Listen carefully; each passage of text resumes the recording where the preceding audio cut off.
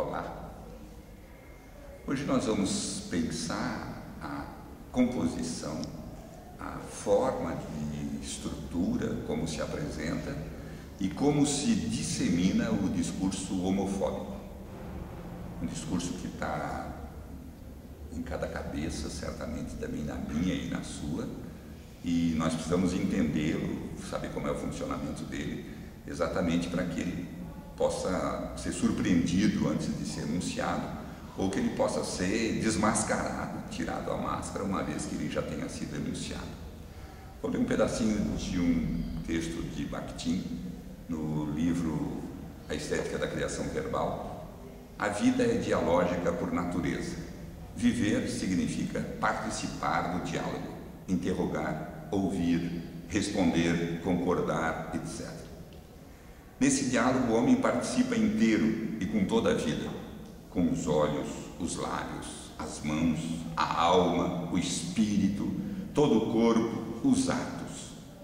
Aplica-se totalmente na palavra, e essa palavra entra no tecido dialógico da vida humana, no simpósio universal. Mas acima ele diz: o monólogo é concluído e surdo à resposta do outro. Não o espera, nem reconhece nele força decisiva.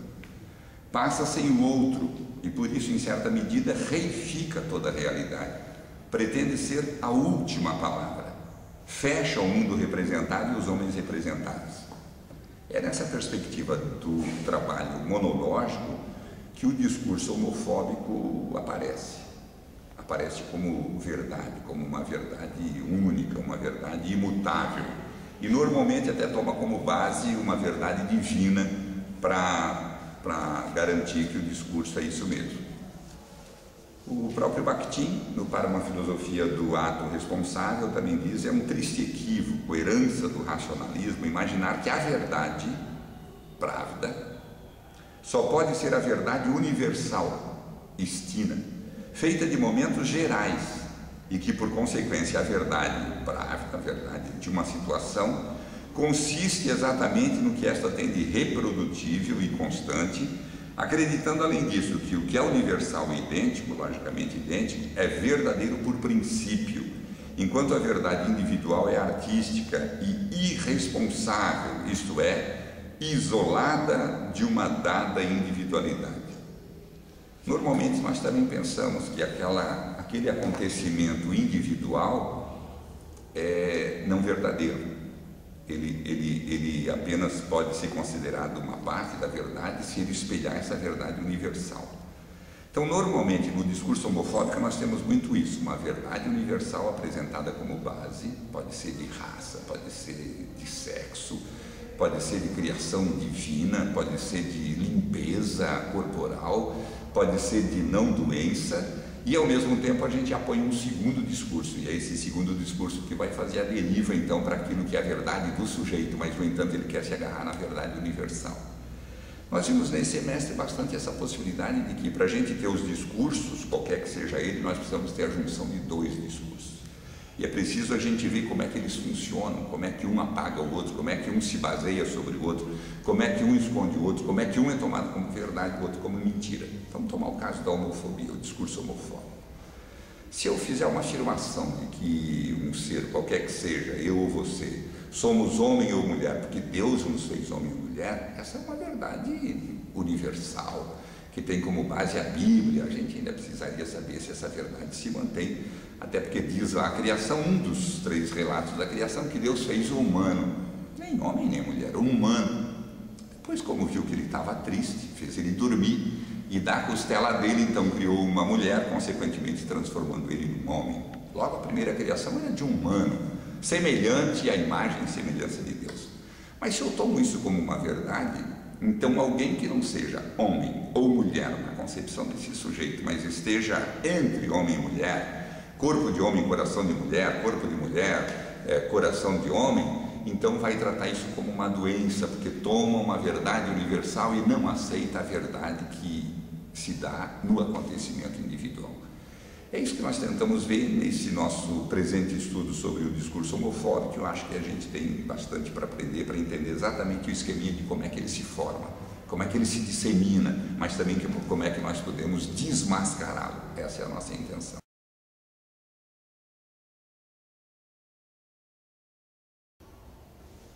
Boa tarde. Dando continuidade aos estudos do discurso aqui na disciplina de texto e discurso laboratório, a gente pensa em uma questão bem fundamental também sobre essa questão do discurso homofóbico. Então, dá para se perceber que tem dois discursos predominantes em relação ao discurso homofóbico em si. O primeiro é o que é ser gay na sociedade atual e o que é ser heterossexual também na sociedade atual. E para retomar esse discurso, o que me vem à cabeça muito é quando trata-se da questão do machismo hoje, que é muito forte e muito recorrente na sociedade. Nós podemos pensar que essa noção do que é ser homem tem a ver com a necessidade de ser um sinônimo de pegador, por exemplo, ou não, que a gente pode ver. Recentemente houve um discurso propagado na mídia dizendo que para ser homem teria que ser pegador e se não fosse pegador seria viado. Isso é uma questão bem complexa e bem preconceituosa em relação aos discursos, vendo nessa perspectiva discursiva da análise do discurso. E trabalhando um pouco essa questão dos discursos propriamente, a gente toma sempre a palavra própria, a palavra outra, na sintaxe da enunciação, dita por Mikhail Bakhtin, e ele vai nos dizer que a palavra outra é considerada pelo falante enunciação de um outro sujeito, e que se incorpora na fala do outro. A palavra outra é transferida para o contexto do autor, conservando o seu conteúdo temático. Então, a partir do momento que o sujeito toma a palavra em si, ele se torna o sujeito do discurso, ele se torna o dono do discurso e que mobiliza discursos outros em suas palavras. Ele o responsável por mobilizar esses discursos, trazer dentro de uma formação discursiva distinta e por reportar por memórias discursivas também.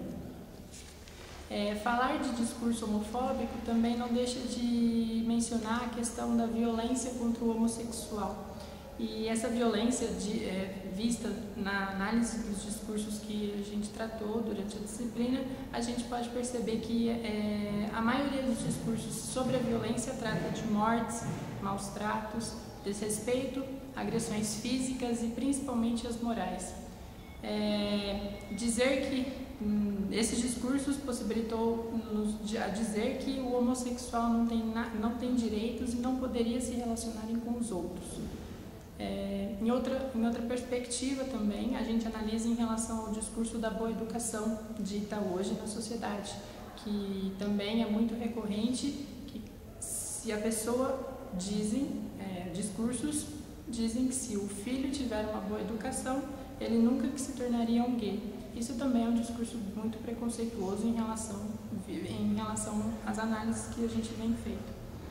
E por último, que eu acho que é também um dos tópicos mais graves que existe, é quando trata-se da homossexualidade em relação em consideração de uma patologia que é tida como uma doença, e essa doença seria uma doença infecto-contagiosa, que também é um tema muito grave e um discurso muito grave em relação ao homossexualismo, que ser considerado um discurso patológico é considerar que esse discurso seja transmitido por outros, por contato por homossexuais, e isso a gente vê que não acontece. São discursos praticamente bem preconceituosos e bem radicalistas.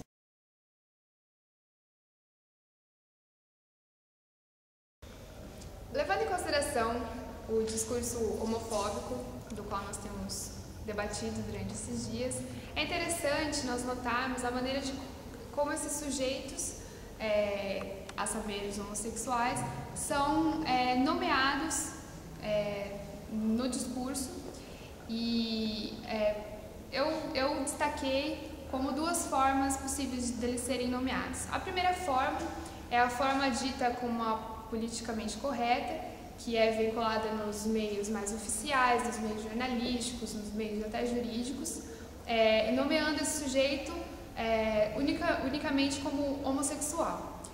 Mas, dentro do discurso homofóbico, que é um discurso totalmente dotado de cargas ideológicas altíssimas e onde os sujeitos que são os autores desse discurso, eles têm toda uma carga pejorativa, uma carga de opinião pessoal, e dessa forma eles não nomeiam o homossexual da forma oficial, né, dita como oficial.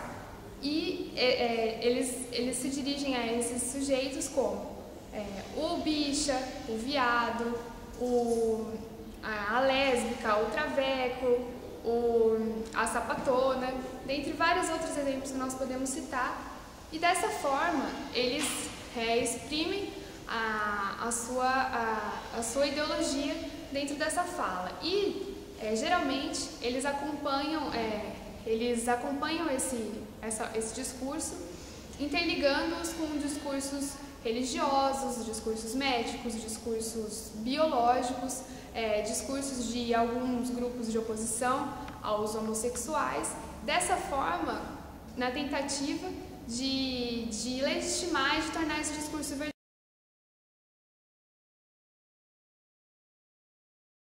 Com relação à violência contra homossexuais, a gente pode perceber que na maioria das vezes são os homens que agridem os homossexuais e na maioria os homossexuais gays, os homens que gostam de homens.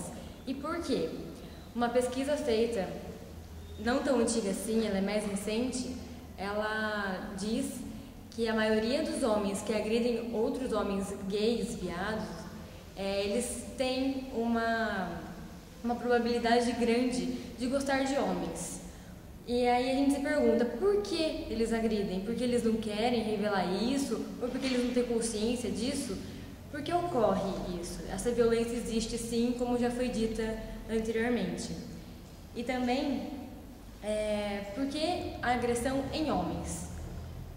Porque na nossa sociedade, quando diz que é o casal homossexual feminino, tem sempre aquela vista pela sociedade que é objeto de desejo, né? Então, na maioria das vezes, existem as agressões verbais, as agressões morais, mas as físicas das mulheres não são existentes.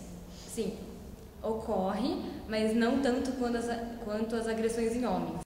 Os discursos que surgem na sociedade para ter o impedimento, na maioria das vezes, da agressão física é evitar o contato mesmo.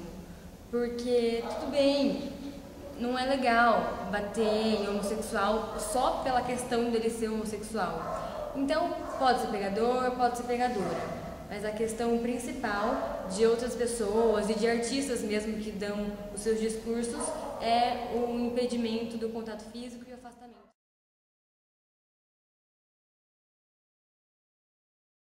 Bom, como já foi dito anteriormente, uma das vertentes vinculadas ao discurso homofóbico é a educação.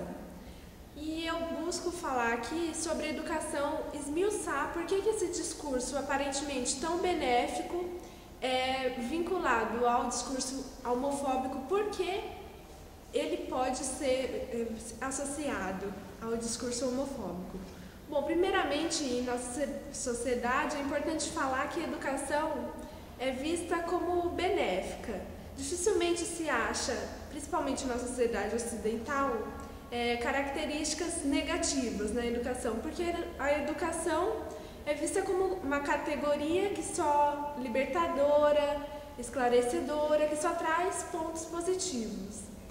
Entretanto, como que a educação, um discurso tão forte por ser benéfico e tão solucionador de problemas, como ele pode ser associado a uma coisa tão perversa como a homofobia?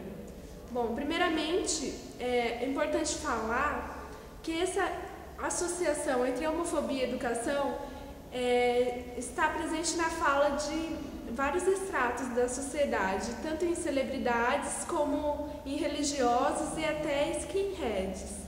Esse discurso, a gente pode dizer que ele é um discurso recursivo, ou seja, ele é recorrente.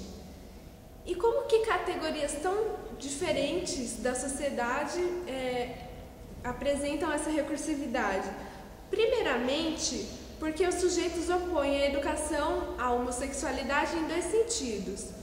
O primeiro deles no sentido em que a educação tem o poder de limitar ou de esclarecer as pessoas para que elas nunca se tornem homossexuais.